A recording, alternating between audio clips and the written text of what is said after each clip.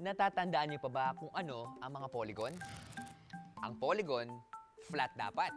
Binubuo ng tatlo at higit pang line segments at angles. At sarado dapat ang hugis. Walang lalampas na guhit.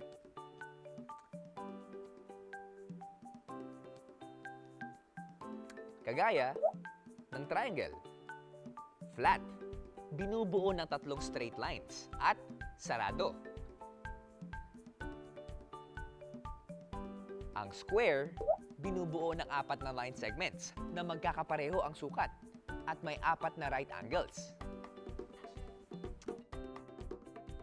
Ang rectangle, apat na line segments din ang bumubuo at may apat na right angles. Pero kakaiba sa square, meron itong opposite sides na di magkasing haba.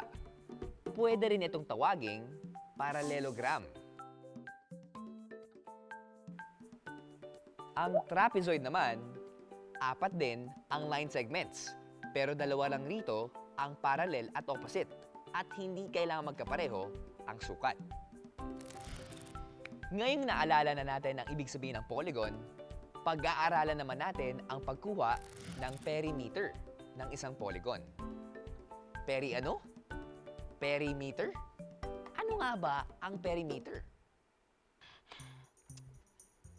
Jai, tulungan mo na ako dito, please. Sure, ano bang ginagawa mo? Lalagyan ko kasi ng piping ang gilid nitong mga banners. Pero di ko alam kung gaano kahabang piping ang bibilhin ko. Sus, yun lang ba? Di kunin mo ang perimeter ng bawat banner. Perimeter?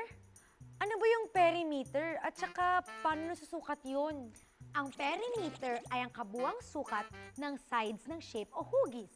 Kung aalamin natin ang perimeter nitong banner, kailangan muna natin sukatin ang sides nito.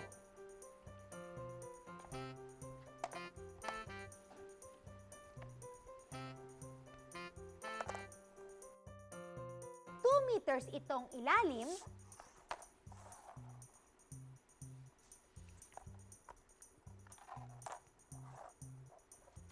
at 2 meters itong ibabaw.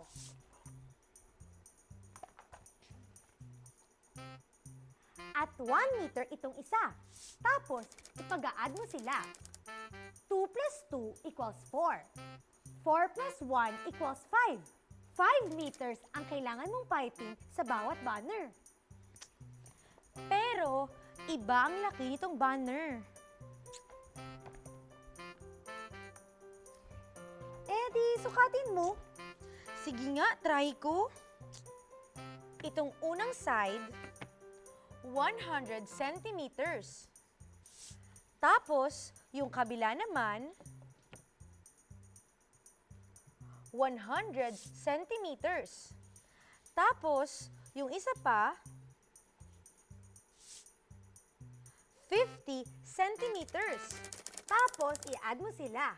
So, 100 centimeters plus 100 centimeters plus 50 centimeters. 100 centimeters plus 100 centimeters equals 200 centimeters. 200 centimeters plus 50 centimeters equals 250 centimeters. Bale, 250 centimeters ang gagamitin kong piping dito. Correct! Ang galing! Perimeter ang sukat sa paligid ng isang shape, kagaya ng mga polygon.